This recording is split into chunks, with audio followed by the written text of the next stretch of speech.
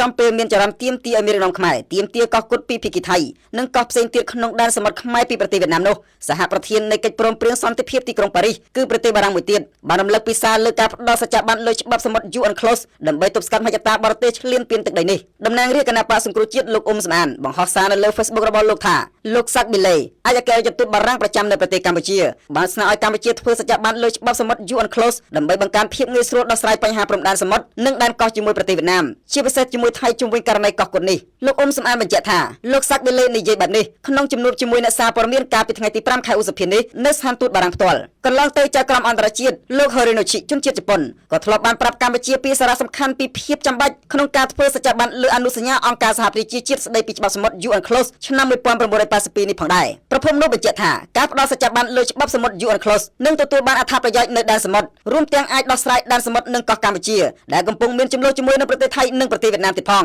លោកអ៊ុំសំអានបានឲ្យវាឌីដឹងបន្ថែមនៅថ្ងៃទី6ខែឧសភានេះថាបើសិនជាគាត់មិនខ្វល់ខ្វាយធ្វើទៅតាមសំណើរបស់ឯកអគ្គរដ្ឋទូតបារាំងប្រចាំនៅកម្ពុជាហើយនឹងមិនធ្វើទៅតាមចៅក្រមអន្តរជាតិ Horinochi នោះទេវានឹងធ្វើឲ្យកោះគុតនឹងបាត់ទៅថៃទាំងស្រុង 100% ហើយដែនសមុទ្រខ្មែរយើងនឹងបាត់ភាគច្រើនទៅខាងប្រទេសថៃហើយប្រទេសវៀតណាមក៏យកដែនសមុទ្រយើងយ៉ាងច្រើនដែរហើយកោះត្រល់និងកោះកញ្ចក់សេះមិនអាចទាមទារមកវិញបាននោះទេបើសិនជាយើងមិនបានផ្ដល់ច្បាប់បានទៅលើច្បាប់សមុទ្រ UN Close ឆ្នាំ1982